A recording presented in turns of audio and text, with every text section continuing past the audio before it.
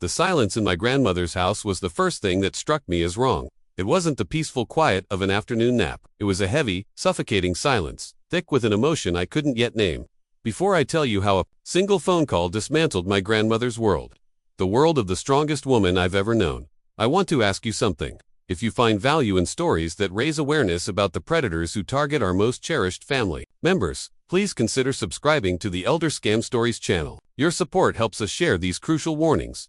Her home, usually a symphony of comforting sounds, the gentle hum of the refrigerator, the ticking of the grandfather clock in the hall, the distant chatter of a game show on TV, was unnervingly still. The air, normally fragrant with the scent of baked goods or the potpourri she kept in a crystal bowl on the coffee table, smelled stale and anxious. I found her sitting in her favorite floral armchair, the one worn smooth by decades of use. But she wasn't reading her novel or working on a crossword puzzle. She was just staring at the phone on the end table, as if it were a venomous snake coiled and ready to strike. "Nana," I said, my voice gentle. "You okay?" I called a few times. She flinched, her gaze snapping towards me. Her eyes, usually a bright, mischievous blue that held the wisdom of her 82 years, were clouded with a terrifying mixture of fear and shame. "Oh, Alex, I didn't hear it ring." It was a lie. We both knew it. My grandmother, Rose, had hearing like a bat and the reflexes of a teenager when it came to answering the phone, always eager to connect with family. "What's going on?" I asked, moving closer and kneeling by her chair. I took her hand. It was ice cold. Her lower lip trembled, and for the first time in my 32 years, I saw my indestructible grandmother, the woman who had buried a husband, raised 3 children through tough times, and faced every challenge with a stoic grace, begin to crumble. "I did something stupid, Alex," she whispered, her voice cracking.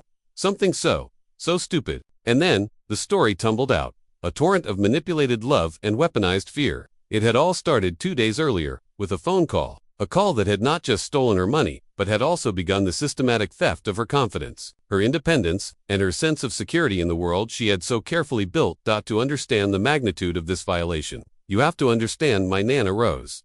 She wasn't a frail, confused old woman. She was the matriarch, the hub of our family wheel. Every Sunday, our entire clan would descend upon her house for a dinner that was more of a feast. She'd move around her kitchen with an efficiency that belied her age, orchestrating a ballet of pots and pans, all while catching up on everyone's lives, offering sage advice, and slipping a $20 bill into the pockets of her grandkids. When she thought no one was looking, she paid her own bills, online, no less. She managed her own investments, modest but well-tended. She drove her own car, a pristine 2005 Buick she lovingly called Bessie. She was sharp, witty, and fiercely independent. If you had told me last week that my grandmother could be conned out of 10 cents, I would have laughed in your face. But predators don't prey on stupidity, they prey on love. And my grandmother's heart was an ocean of it. The call came on a Tuesday morning. The caller ID was blocked, which she later said should have been the first red flag. But the voice on the other end shot a bolt of pure adrenaline through her. "Grandma." It was a young man's voice, choked with panic and tears. It sounded, in that frantic moment, exactly like me, her eldest grandson. The connection was fuzzy, staticky, which only added to the illusion. "Alex, is that you? What's wrong?" she'd asked, her heart leaping into her throat. "I'm in trouble, Grandma," the voice cried. "Really big trouble. I was in a car accident. I rear-ended someone, and they found something in my car. It wasn't mine, I swear, but they arrested me." Every loving, protective instinct in Nana's body ignited. The image of me, her Alex, in a jail cell, terrified and alone, was more than she could bear. "Where are you? I'll call your parents. I'll come get you," she'd said, already reaching for her purse. "No," the voice insisted, sharp and desperate. "You can't. Please, Grandma, you can't tell Mom and Dad. They'll be so disappointed in me, I'm so ashamed." And the judge put a gag order on the case.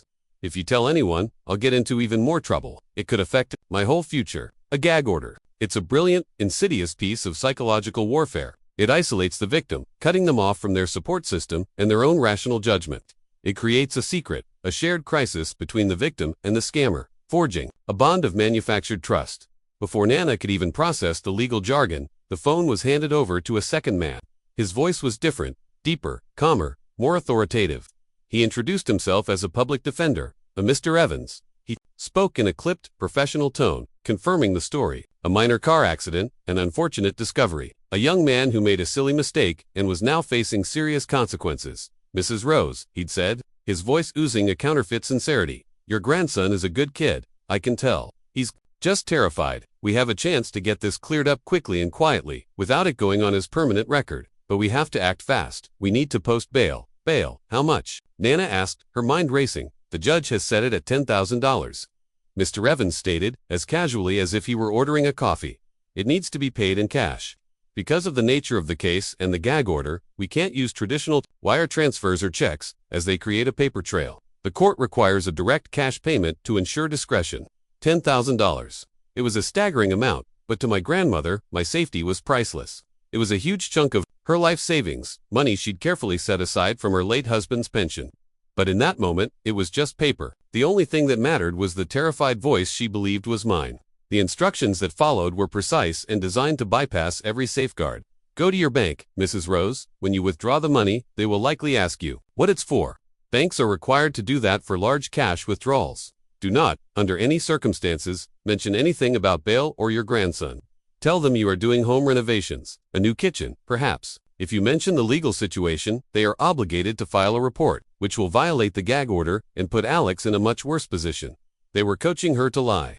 They were turning her into an unwilling accomplice in her own fleecing, eroding her own moral compass to further their goal.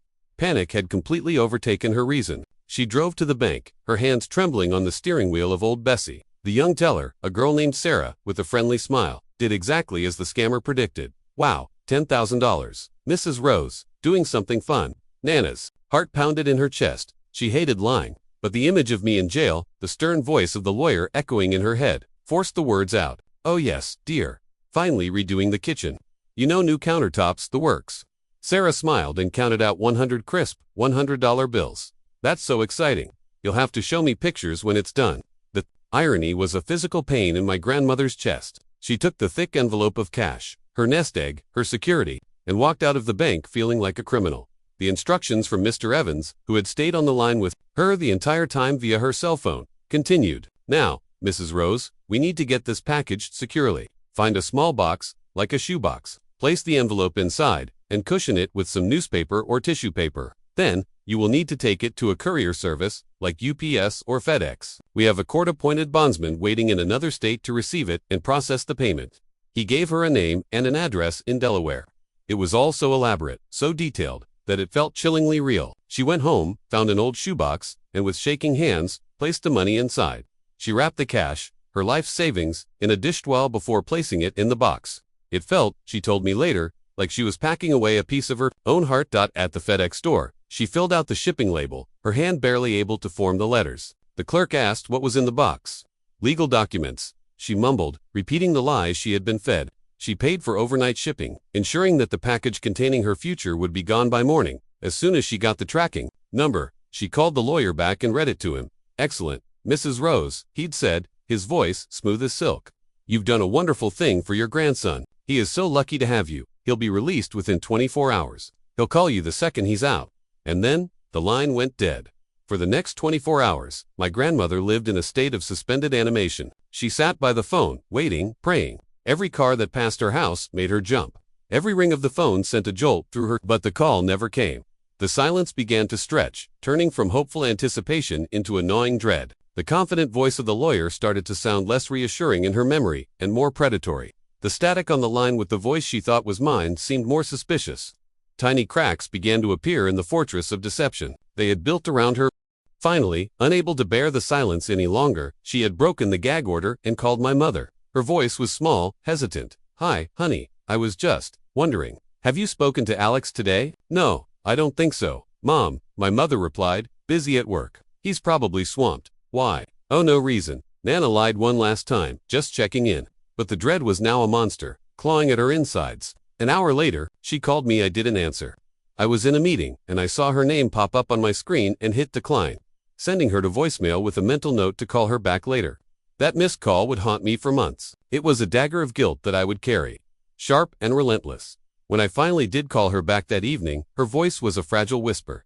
And that's when I knew. That's when I got in my car and sped to her house, my own heart now pounding with a different kind of fear.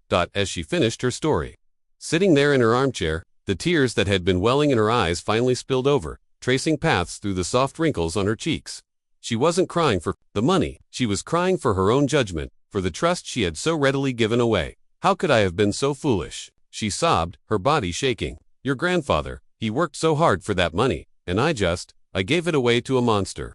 My first reaction was a white-hot, blinding rage. I wanted to find the people who did this. I wanted to tear them apart with my bare hands. These were not just thieves, they were emotional vampires, feasting on the love and fear of the elderly. They had targeted the purest part of my grandmother, her unconditional love for her family, and twisted it into a weapon against her. My second emotion, hot on the heels of the first, was a profound, gut-wrenching guilt. Where had I been? Why hadn't I warned her about these scams? We see the stories on the news. We scroll past the articles, but we never think it will happen to our family, to our sharp, intelligent, invincible grandmother. I had been so caught up in my own life, my job, my mortgage, my own daily stress. I had failed to protect the person who had spent her entire life protecting me. We called the police. Of course, a kind but weary officer came and took a report.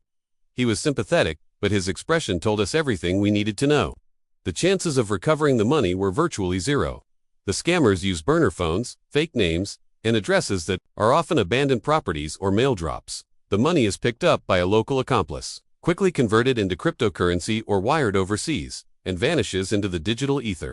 They are ghosts. We called the bank, but the withdrawal was legitimate. She had taken the money out herself. We called FedEx, but the package had been delivered and signed for. We had the address in Delaware, but the police there confirmed it was a vacant house that had been used as a drop point for dozens of similar scams. We were at a dead end. The money was gone, but the loss of the $10,000 was quickly becoming the least of our worries. The real damage was the aftermath, the slow and painful erosion of the woman we knew and loved. The call had changed everything. My grandmother, once the vibrant center of our family, retreated into herself. The shame was a physical weight on her shoulders, stooping her posture. She stopped answering her phone altogether, terrified that every ring was another predator lying in wait. She stopped going to her weekly card games, convinced her friends would think her a fool. The Sunday dinners stopped, the house falling silent on the one day it had always been filled with laughter and life. She questioned every decision she made. She'd stand in the grocery store for 10 minutes, paralyzed with indecision over which brand of coffee to buy, her confidence so shattered that even the smallest choice felt monumental. The family dynamic shifted. We, her children and grandchildren, rallied around her, but our roles were now reversed. We became the protectors, the guardians. My mother took over her finances, a move that felt necessary but was also a painful symbol of Nana's lost independence. Every conversation felt like we were walking on eggshells, terrified of saying something that would trigger her shame. The trust between us was strained, not because we blamed her, but because she blamed herself so fiercely. She felt she had become a burden, and we felt helpless in the face of her deep, quiet grief. The scam hadn't just stolen her money. It had stolen her role as the family matriarch. It had stolen her identity. For months, the house remained quiet. The floral armchair sat empty more often than not. I would visit and find her just sitting, staring into the garden she no longer had the heart to tend. My rage and guilt churned within me. It felt so unjust, so deeply unfair, that these faceless criminals could wreak such havoc from thousands of miles away, leaving a trail of shattered lives in their wake, and face no consequences.